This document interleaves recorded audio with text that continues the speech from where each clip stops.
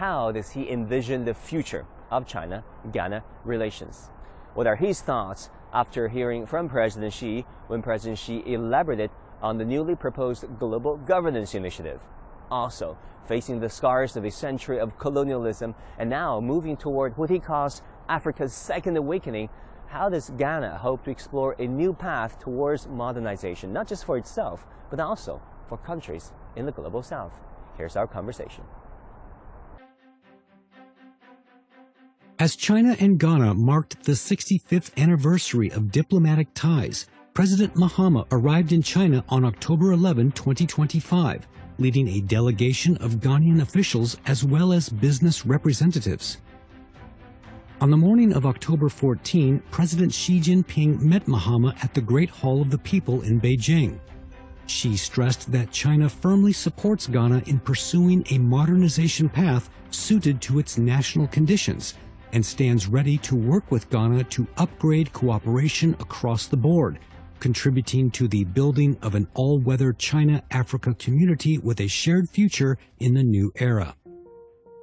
Beyond attending the Global Leaders Meeting on Women, Mahama also hosted a presidential investment forum to promote Ghana's signature products, including cocoa, coffee, nuts, and handicrafts, to the Chinese market. On October 15, he visited the exhibition marking the 30th anniversary of the implementation of Fuzhou's 3820 strategic project, a pivotal initiative launched in 1992 aimed at transforming Fuzhou into a modern metropolis, gaining insights into the blueprint President Xi planned when he was governor in Fuzhou. President Mahama, welcome back to China. This year, Mr. President, marks the 65th anniversary of the diplomatic relations between China and Ghana. As President, as former Vice President, how would you reflect on this very important relationship that you have been helping to build upon this very anniversary? And where do you want to take it for the next phases? I think it's an important milestone. Ghana was one of the first countries to establish diplomatic relations with China after we gained independence in 1957, and a very friendly relation developed between our first president, Dr. Kwame Nkrumah, and Chairman Mao, and also with Prime Minister Chu Enlai. They developed a personal friendship, and so it drew the two countries together. And so that relationship is one that we cherish, and 65 years in that relationship is an important milestone. We're celebrating this 65 years anniversary in a world that is changing, that is very different from when Dr. Kwame Nkrumah and Chairman Mao and Chu Enlai existed. And so we need to pivot that relation to look at the new global order. And that's why I am, supportive and very excited about the initiatives that President Xi is outlining. For instance, the initiative on governance, global governance initiative, and I believe that Ghana and most of African countries support that initiative. The other initiative, like the Global Security Initiative, that works towards security for all. In Africa, we all have our own problems of security, issues of cyber threats. Aside from that, we have violent extremism. China itself has its own challenges with violent extremism. And so I think that there's a time for us to partner to ensure that everybody can live securely and be able to create prosperity and opportunity for their people. You met President Xi some 10 years ago, and now you're meeting again. Actually, you just met with President Xi. How's the meeting this time go? Yes, I met President Xi, like you said, 10 years ago. And so I was not surprised when he became president and began the serious reforms that have advanced China to where it is. He remembered clearly our meeting at that time. Indeed, this is the third time I'm meeting President Xi. But he remembers every single occasion that we met, yeah. That's impressive. What areas of cooperation did you discuss? Yeah, we discussed many areas, and one of the areas we discussed was trade between Ghana and China. You know that the global order is changing. Countries are acting more unilaterally. And so we believe that it is a time for countries that believe in multilateralism to actually show solidarity and come together. And so China has offered Africa a zero tariff policy. Ghana has started negotiations with China. And so that negotiation is taking place. We can sign off as the second country for zero tariffs with China. Your Excellency, if you look at the trade data, that is very impressive. $11.8 billion of trade between Ghana and China in 2024. That is more than 7% of annual increase. And that momentum continued into this year, 2025. Actually, China is Ghana's biggest trading partner. And trade between Ghana and China has continued to grow exponentially.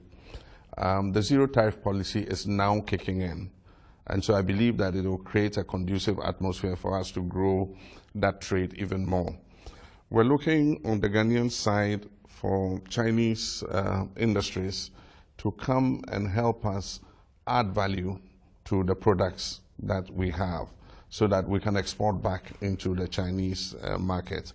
Apart from that, there's the important issue of harmonization of standards. China has about 40 standards.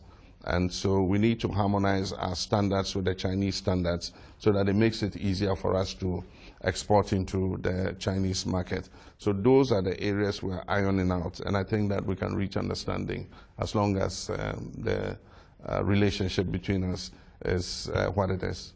You raised a very important point, Mr. President, that is the reindustrialization or industrialization for some parts of Africa. That is to move up the value chain. Do you think China has been coming in to help in this regard when it comes to infrastructure building and vocational training, producing skilled workers for not just Ghana but Africa as well? Yes, China has been a true friend of Africa.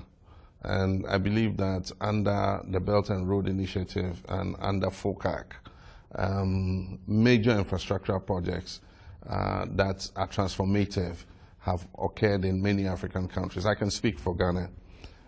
We discovered huge quantities of gas offshore, and we decided that we wanted to use that gas for power. But you need to process that gas before you can generate power in a thermal plant. And so China invested almost $1 billion to set up our first gas processing plants at a place called Echiabo in Ghana. Up to today, it produces the bigger parts of gas to fire our power production in Ghana. And so that is a symbol of the cooperation between China and Ghana. We have our second largest hydroelectric power dam at a place called Bui. Yeah, that also was a power plant that was built by China. Everywhere you look, you can find the footprints of China. Accra is our capital and the biggest city. 40 million gallons of the water, clean drinking water, that is treated and pumped to Accra every day as a result of a facility that was provided by China to expand the Kong water treatment plant. And so, yes, China has been a partner when it comes to infrastructure development. I cannot talk about the roads. As for roads and bridges, there are so many of them. Yeah, and stadiums, markets. I would say that China has been pivotal in Africa's infrastructural development. In other places, they built railways that interconnect cities. In Ghana, they finance rural electrification projects, and that is why today Ghana can boast of about almost 90% electricity access in our country, one of the highest in Africa. What about vocational training and cultural exchanges programs, Mr. President? We know that some vocational schools and Chinese medicine institutions from Tianjin are partnering with Ghanaian institutions as well as the Confucius Institute. You do not have just one, but three Confucius institutes in your country? We have three of them remarkable. In the three public universities, one in Accra, one in Kumasi, and one in Cape Coast. I think that it cements the exchange between Ghana and China. Many Ghanaians are beginning to speak Chinese. I know quite a few here in Beijing. Yeah, they come back, with the skills that they acquired in China, And there's a good colony of Chinese speakers. And so it's interesting, when Chinese companies come and establish industries, sometimes they don't need to bring Chinese people to Ghana. They find a pool of Ghanaians who are qualified and can speak Chinese. And so it makes it very easy for them to employ them and be able to carry out their work. China also funded our University of Health and Allied Sciences. And so the campus, that's the University of Health and Allied Sciences, that's training a lot of doctors, paramedics, and other specialists, was funded by China. And that is one of our public universities that has a good reputation, is performing very well, and that was based on friendship. One thing I should add, Mr. President, is that Ghanaians do not just speak Chinese, but they excel at it. Yes. I know one Ghanaian who was a friend of mine who went on to win the Hanyu Chinese speaking competition globally. That is the highest, most highly regarded Chinese speaking competition anywhere in the world. So they truly excelled at it. And they speak it flawlessly with the right accent, Yeah, I know. I wish I could speak Chinese too.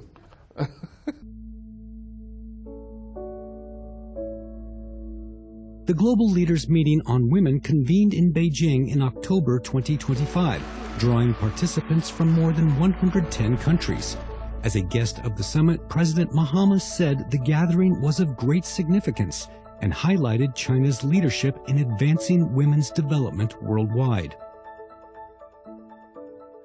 This time you're attending the Global Leaders Meeting on Women as guest of honor. You delivered a major speech talking about the connection of improving the welfare of women from China, from Ghana, and from around the world. How would you assess the advancement made by China in terms of improving the rights of women? Well, it's good to be in Beijing, which is very firmly associated with the 1995 Women's Conference here in this city. 30 years on, I want to commend President Xi for championing the cause of women and calling this Global Leaders Meeting on Women to review the progress that has been made in respect of women across the world. President Xi gave the keynote. He mentioned the advances that women have made all across the world, including in China, and also mentioned the gaps that exist in terms of accelerating women's empowerment and equality. I gave a bit of a report card of Ghana. President Xi, of course, had given a report card on China, and women have made quite serious advances here in China. In Ghana, our women have also advanced quite well. Currently, we have gender parity when it comes to enrollment in school. As many girls are going to school as boys. Before, it wasn't the same. Aside from that, women have made advances, held some of the top government positions. During the speech that you mentioned, President Xi Jinping's speech addressing the Global Leaders Meeting on Women, one word he touched upon for over 20 times is the word of development. He said the Chinese women contributed to the development of China's economy, political system, as well as its cultural influence. In fact, there's a data here that validated what President Xi said. Women in China accounted for over 43% of employment in high-quality development sectors, 45.8% in science and technology, Chinese women, and roughly 1/3 in digital trade, e-commerce, and live streaming. What are your thoughts on all this progress? Yeah, those were very impressive numbers. China, because it was home to the Beijing Declaration, has made quite serious advancements in accelerating women's empowerment. That's admirable. And I believe that we should be proud of what China has done. In our country, we're trying to push women's empowerment, and I think that women have made very serious advancements in Ghana too. Women dominate business and trade.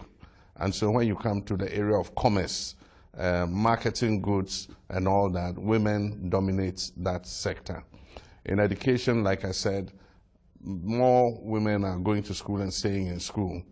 Located in West Africa on the northern shore of the Gulf of Guinea, Ghana borders the Atlantic Ocean to the south with a coastline stretching 562 kilometers. The country is rich in agricultural, fishery, forestry, and mineral resources. From the 15th century onward, Western colonial powers invaded coastal areas of present-day Ghana, plundering resources and trafficking enslaved Africans, leaving the continent under the shadow of colonialism for centuries. The Bandung Conference in 1955 marked a turning point for Asian and African national liberation movements, which accelerated the collapse of the global colonial system. In 1957, Ghana's independence ignited the first torch of freedom in sub-Saharan Africa and came to be known as the dawn of African awakening. In February 2025, the 38th African Union Summit was held in Addis Ababa, Ethiopia, under the theme Advancing Justice for Africans and People of African Descent Through Reparations. At the summit, President Mahama called for a new wave of awakening across the African continent. You gave a very powerful speech at the 38th African Union Summit, where you talk about the fact that perhaps there should be another round of Africa reawakening. You talk about justice for Africans and people of African descent, repatriation, not just in financial terms, but there are 3 R's that you mentioned, restitution, rehabilitation, and guarantee of non-repetition. Can you elaborate on that for us? Africa suffered 2 serious crimes against humanity. The first was the slave trade, and I believe that that was the greatest crime against humanity, where between 12 and 15 million Africans were taken from Africa to the Caribbean and the Americas and Europe. And their labor was used to build what today is modern Western civilization. This labor was unpaid labor. They were not remunerated for the work they did in the sugarcane fields, in building the railways, in building the roads, the bridges, and all that. We believe that first and foremost, it should be recognized as the greatest crime against humanity. And we must condemn the activity of slavery. Of the people who were shipped to what I call the New World, that's the Western world, estimated that as many as 2 million did not arrive at the destination because they were either too sick or they died on board and they were just tossed over into the ocean. That was genocide, And so it's an issue that the first step is for us to accept. And so Ghana wants to move a motion in the UN next year, asking the world to recognize the slave trade as the greatest crime against humanity. And so we'll continue to push. I'm the African champion on reparations. When I spoke even at the UN, I raised the issue of reparations. And so I do think that that is to do with slavery. With regards to colonialism, the Berlin Conference partitioned Africa, and the European nations took colonies in Africa, ran those colonies, exploited the natural resources, and transferred those natural resources, oil palm, gold, minerals, cocoa, and other products, to develop their countries. And it's only from the late 50s that countries like Ghana got independent. And so that was an injustice. Colonialism was an injustice against African countries. You expressed admiration for the founding father of Ghana, Nkrumah, multiple times, quoting him in his speeches about Africa's first round of awakening, whereby he said the best way for Ghana to become an independent state is to be an independent state. Why did you admire him so much? Kwame Nkrumah was one of the leading Pan-Africanists, and he believed not only in the capability of Africans to be able to manage our own affairs, but he also believed that Africa should unite in order that we can optimize our potential to create opportunities for our people. There have been questions, comparisons of China's approach towards Africa over the years and decades versus previous powers. There's some questions associated on sustainability, on labor, on the nature of mutually beneficial cooperation. How would you assess the Chinese approach now that Ghana, the country you're leading, have been a pioneer in leading the first round of awakening of Africa. Our relations with China have been historic.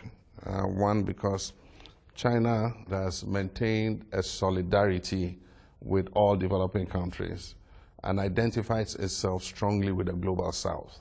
And so that gives a natural, a basis and platform for cooperation. And you can't transform the economy without putting in the social and economic infrastructure. And so for many years, Africa found that if it had to do a highway between two principal cities, if it had to put a power plant, if it had to do transmission lines to be able to take electricity across the country, it had to turn to China. I think that because of China's solidarity with the global south, it understands the needs of the developing world. And China has stepped forward. Like you said, I was here in 1999, and I visited Shenzhen and Beijing at the time. Today, if I see Shenzhen and Beijing, I mean, they're so transformed. If you look at the railway map of China just 10, 15 years ago, and you look at the railway map today, high-speed trains and all that, I mean, it's like a complete, transformation. And so China understands the need to have that kind of transformative investment. And that is why it supports Africa in investing in transformative infrastructure. And I think that that's a good thing. But aside from that, our worldview, a lot of the time coincides with China's worldview. China has supported Africa in the quest for a permanent seat on the United Nations and continues to support Africa's position. And so if you have somebody who supports you like that, naturally, they are a friend, and you gravitate closer together. I like this word, gravitate towards each other. That happens naturally, but also with some efforts. Do you see China as a strong partner in this in this Ghanaian transition from sovereign independence, which was realized a long time ago, to sovereign modernization? Yeah, China has always solidarized with Africa in that regard. And then the international landscape is more than complex, to put it mildly, complicated. As all this evolved, as you rightly mentioned, Mr. President, the Chinese leader, President Xi Jinping, proposed the global initiatives on governance.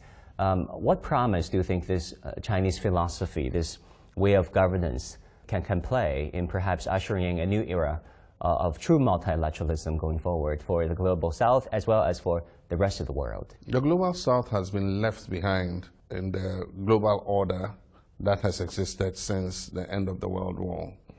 It's an unjust system in terms of global trade. It's an unjust system in terms of the global financial institutions. It's an unjust system in terms of the illicit financial flows from the global south to the global north. And so in fashioning a new global order, we must insist on justice and equality, and that the system is not rigged against Africa and the global south. And so that is what the parameters of any new global order should be. And so once China starts leading that initiative, I think that is something that we all must support. And it does not exclude the global north. For countries that understand the need for justice, I think they all can support this new initiative, that the new order should give African countries a greater say on the world's multilateral financial institutions. It should give Africa a greater say in the international multilateral bodies like the United Nations, so that we can be equal partners in determining how our world order is presented.